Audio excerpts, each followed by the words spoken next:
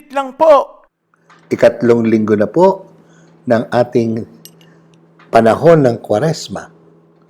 Sa Ebanghelyo, nilinis ni Jesucristo ang dalanginan ng Panginoon. Pero nasabi niya, ang tunay na dalanginan, ang tunay na temple, ay ang kanyang katawan. Tayo po'y kinatawan ni Jesucristo. Kailangan din siguro natin, ayon sa Ebanghelyong ito, na linisin ni Jesus tayo bilang kanyang kinatawan.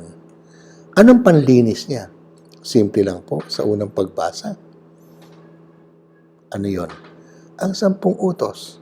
Kung tayo po'y magiging tapat sa kalooban ng Diyos na siyang 10 utos na yan, ang pagmamahal sa Diyos ang buong puso, pagmamahal sa kapwa, ay naku po, malinis ang ating puso.